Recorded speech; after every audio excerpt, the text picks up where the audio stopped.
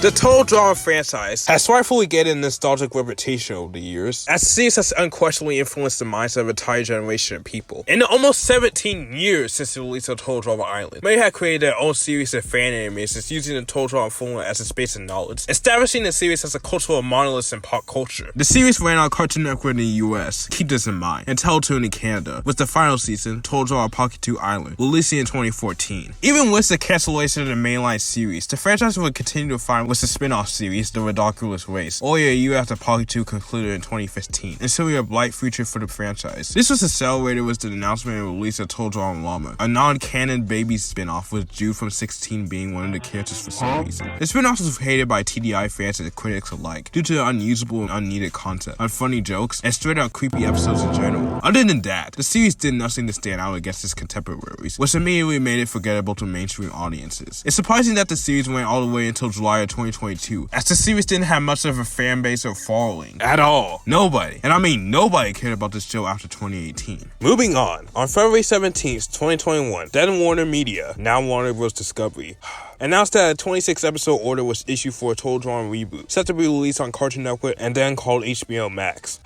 For some time in the foreseeable future. However, it wasn't until 2 years later, in 2023, that we would see the release of this reboot, as on April 10th, 2023, the first episode of the Total Drama Island reboot was released on K2 and Discovery Plus in Italy. To the surprise of many people, including me, the show was actually pretty good, which was not what I expected from a modern reboot, especially after the dumpster fires that were Pocket 2 Island and Drama Llama. I was pretty engaged with Season 1, as I felt as if the characters worked off each other, with some being actually funny, even if many could be considered gimmick characters. While initially had somewhat mixed feelings on the new roster of characters when they were revealed, I was surprised to see that most of my concerns were unnecessary, as many of the characters, besides a few, were actually entertaining to watch. Once I viewed the finale, I was pretty eager to see what the next season had to offer, which is more than I can say for some other reboots / revivals released in 2023. Luckily for Italian Total Drama fans, the second season, or part, of the Total Drama Island reboot was announced for a December 4th, 2023 release, just 8 months after the first season dropped. While this was great news for Italian viewers, it's important to note that throughout all that time, the series didn't even have a confirmed US release date, alienating one of the largest viewer bases of Total Drama fans, Americans.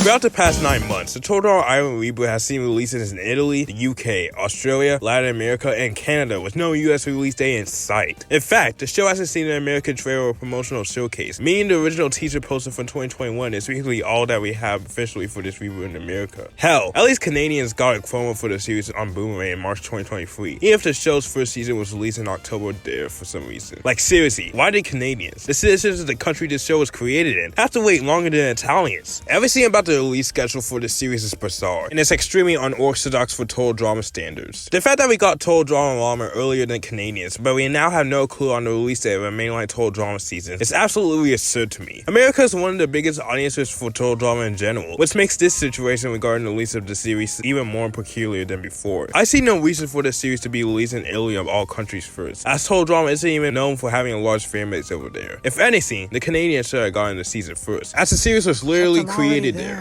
Due to the circumstances regarding the release of the reboot, many US fans have taken it upon themselves to watch the episodes through not so legal means, which is how over 99% of us have watched the series. Many had to scour the internet to find MP4s of the episodes, which is something that the average person shouldn't have to do in order to watch a TV show. Unfortunately, not even the crew behind the series knows what's going on, as Terry McGurran, the executive producer of the Total Drama Island reboot, has stated multiple times that he doesn't have any clue on the set release date for the US, even though it's the first region the series was delivered to. This is concerning, as the success of the series in the US is what will determine if there will be more seasons of Total Drama, according to Terry himself. The fact that the series hasn't seen any sort of promotion in the US at all indicates to me that Warner Bros. Discovery more than likely wants to shelve the reboot after it releases here. It's even more damning when you realize that Belma got a New York Comic Con teaser trailer much before its release, while this show hasn't had any trailers released outside of international promos, as both shows were announced around the same time. Honestly, this just showcases Warner Bros. Discovery's true priorities more than anything, and what said priorities is laying the foundation for the acquisition of the entire corporation. The idea of Warner Bros. Discovery purposely holding the series back in one of its biggest markets isn't really out of the question to me, considering that this is the same corporation who purged a bunch of their properties for a tax write-off. While I was writing this, the trailer for the second season of the Clone High revival was released on January 18th, 2024, which basically confirms that Warner Bros. Discovery is purposely holding the TDI revival back, in my opinion. I say this as they could have used this opportunity to release the first season of the reboot instead of the second season of the crappy revival that aired less than a year ago. But hey, that's just me, I guess.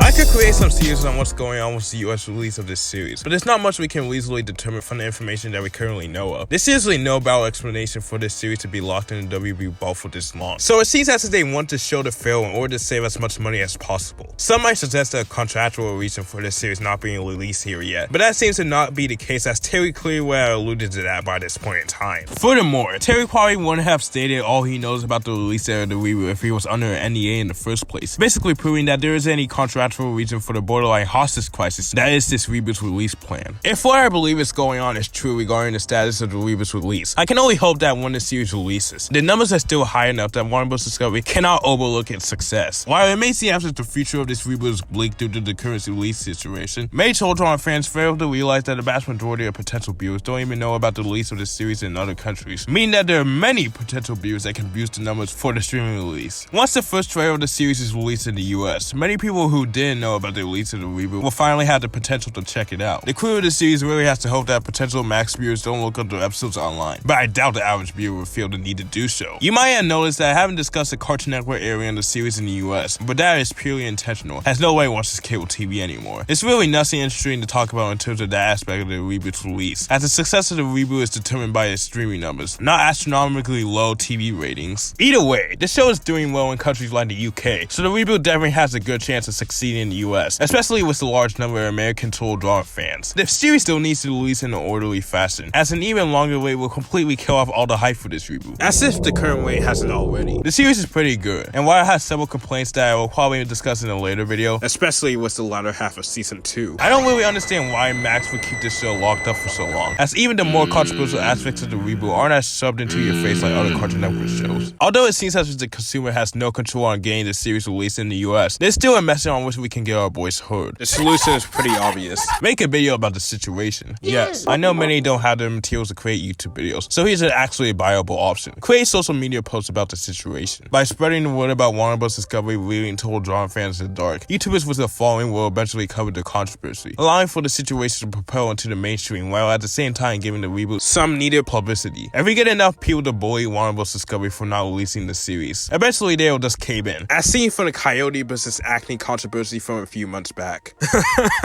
Yeah, about that.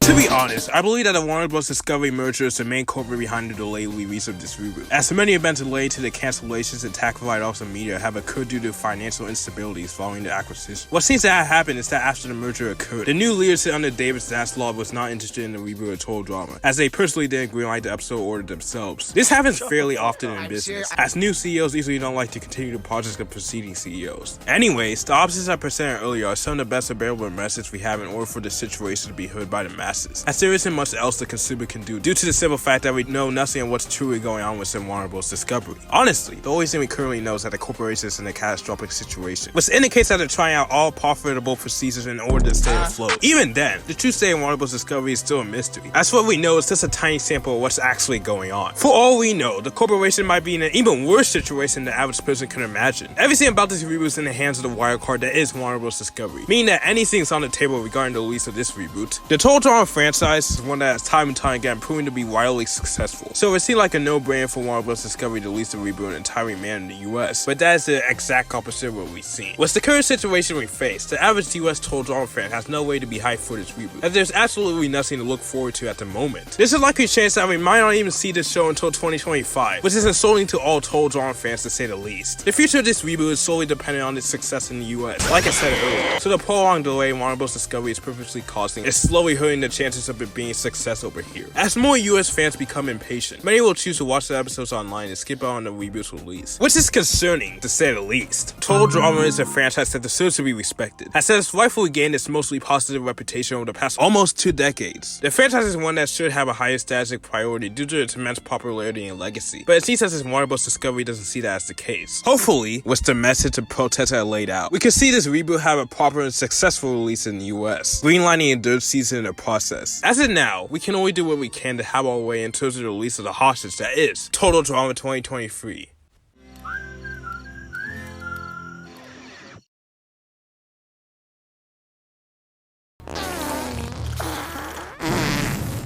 They seriously did it again.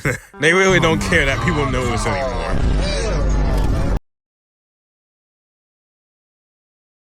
Bye bye.